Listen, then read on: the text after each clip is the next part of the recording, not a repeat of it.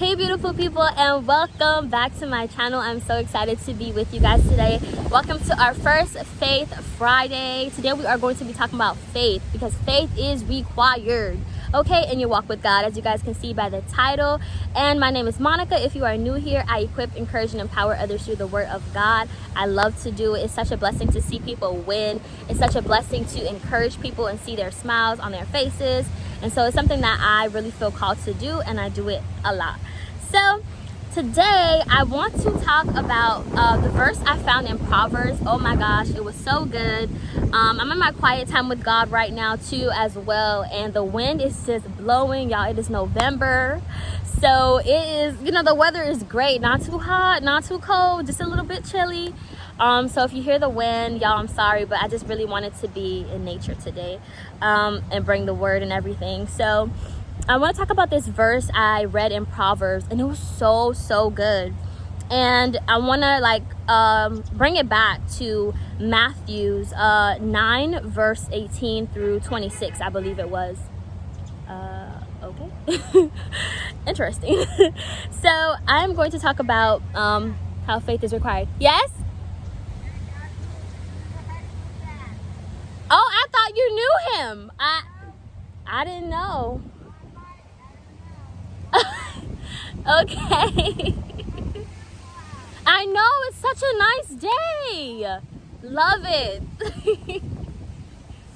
Man, I tell you, awesome people in this neighborhood. It's so cute. Okay, making sure I have no lipstick on my teeth. Awesome. Okay, so Proverbs, when I was reading during my quiet time, about I think earlier this week or maybe last week, I read this verse in Proverbs and it really got me. So it was like Proverbs 22 verse 12, the eyes of the Lord preserve knowledge, but he overthrows the words of the faithless. So God, he loves when we come with that knowledge, when we get the wisdom from him, we come with the knowledge and the understanding, but he overthrows our words that lack faith. So if it lacks faith, he overthrows it. He's not pleased with it, because we know that faith pleases God. So in order to please God, we have to have faith. We have to believe he is who he says he is. We have to believe he's the God of the impossible. He's the God of the breakthrough. That if he parted the sea for the Israelites, he can part the sea for us as well. He can do the impossible. He can move in our lives and make things amazing. He can do miracles, signs, and wonders, right? So we have to believe he is who he says he is. And so he doesn't like when we don't have faith. And I'm saying this because I thought about myself when I read this, and I thought about how I'm believing in God for some great things in my life. But is my speech, is it matching what faith is? And more than that, are my actions aligned to what I'm saying and what I'm believing in God for? Is my heart aligned? Is my mind aligned? Am I using the word of God to speak faith? Or am I just like, God, it's going to happen one day. I believe it, but I'm not really putting in the action. We need faith, okay? So I read that, and I was like, oh, God, give me faith. I want to speak faith. I want to live by faith. I want my actions to have faith. And who better in the Bible than the woman with the issue of blood? So it says here from Matthew, I believe it's like Matthew chapter 9, verse 18 through 26. And it says, a girl restored to life and a woman healed. And I'm reading from the NKJV version. So that's why it tells me that, the title of it and stuff like that. So it says, while he spoke those things to them, behold, a ruler came and worshipped him, saying, my daughter has just died, but come and lay your hand on her and she will live. So Jesus arose and followed him, and so did his disciples. Okay. So Jesus went, they wanted him to heal, this man wanted him to heal his daughter. And he was like, I know she's going to live, if you lay your hand on her. So that was faith. And that gets us to the woman with the issue of blood. And suddenly, this is a suddenly type of thing. She came out of nowhere type of thing. She believed it type of thing, and she went for it. How many of us have that type of faith? God, I'm believing in you for this big thing right here, or this, this small thing in my life, but I still want to believe in you. I still want to put my trust in you. And how many of us actually go for it? Take it to prayer, but put the action behind it. So that's why it says, and suddenly, because suddenly is like a boom, right? Wasn't expecting it. Wasn't expecting that type of radical faith. Jesus was not expecting that. And suddenly, a woman who had a flow of blood for 12 years came from behind and touched the hem of his garment, being made well. Of his garment, sorry, I read ahead. For she said to herself, if only I may touch his garment, I shall be made well. But Jesus turned around, and when he saw her, he said, be of good cheer, daughter. Your faith has made you well. And the woman was made well from that hour. And I wrote down healed, right? And I wrote, how desperate are you? The woman put in the work. She sought after Jesus for her healing. Her actions and her faith and her words match, equaling up to faith. So we can say, God, I believe you all day and night, right? But if we aren't praying, if we aren't fasting, because sometimes some things requires fasting and prayer, right? The Lord told his disciples, he said, this thing can only come out through prayer and fasting. So sometimes we know that the thing we are believing in God for, it may require fasting, and sometimes it doesn't. But if we aren't putting those actions of prayer, of fasting, seeking his face day and night, right? And if we aren't going to his feet, that lady said a fly. The woman with the issue of blood said, I'm going to go. She said, if only I could touch the hem of his garment, right? And then she went and touched the hem of his garment.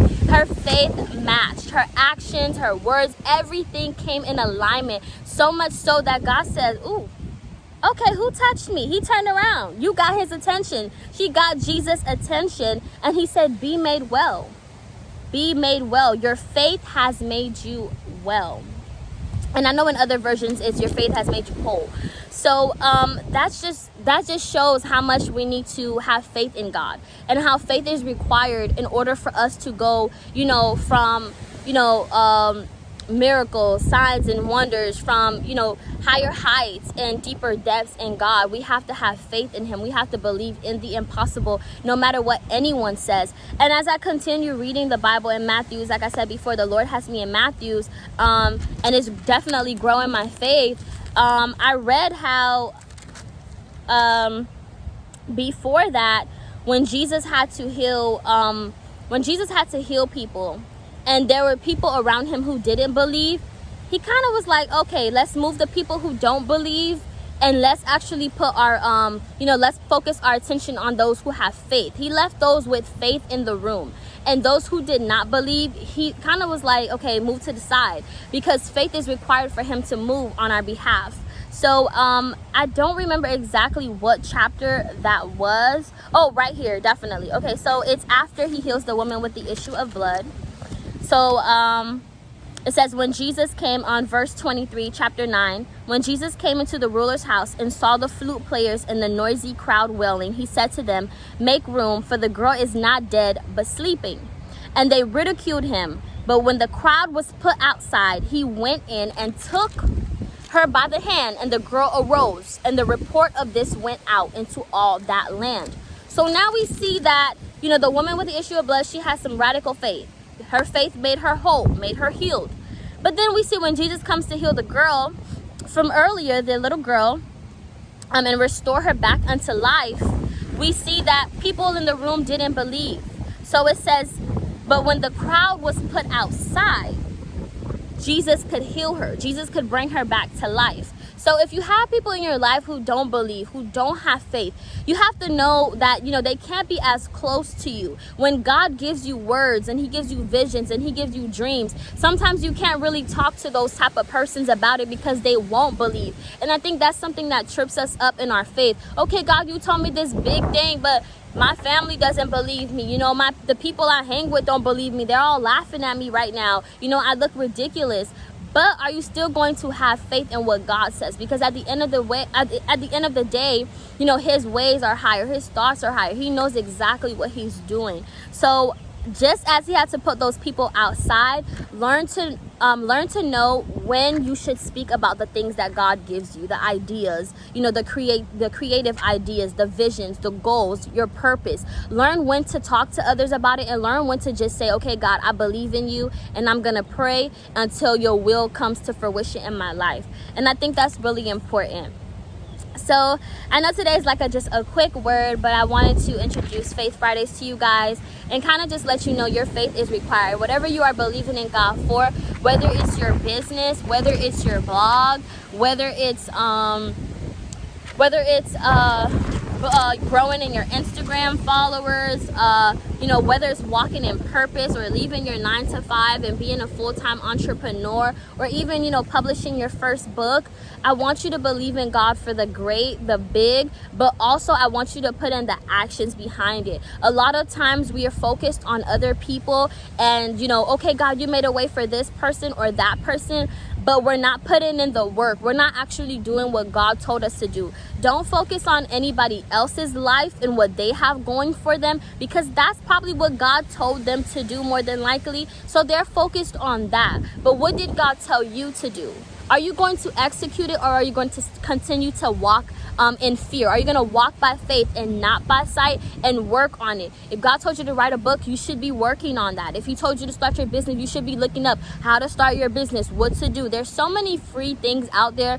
Google can be your best friend. You just have to apply yourself. And I think a lot of times we just trip up in our faith. We're not applying ourselves, and we're not applying the word. Another great way to grow in your faith is by reading the word. Just by me reading that God overthrows the words of the faithless, I'm like, oh no, I have to make sure the words that come out of my mouth are words of faith, words of belief, trust in God. Because when you have faith in God, you trust him to do the great things in your life. And even when things go bad or things go wrong, it all works out for our good. God takes every bit of it. So don't get tripped up by the things that are happening in your life that you didn't expect, the trials. Know that you will overcome it, and know that your faith is required to move on to the next level.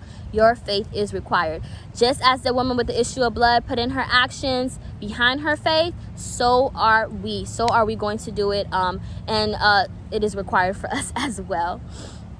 So thank you guys so much for watching, and thank you so much for subscribing to my channel. If you haven't subscribed, go ahead and subscribe, and leave a comment below of how you're going to move on from now on and execute the faith. Execute the faith. Whatever you're believing in God for, even if it's to grow your YouTube channel, put in the work. Things don't happen overnight.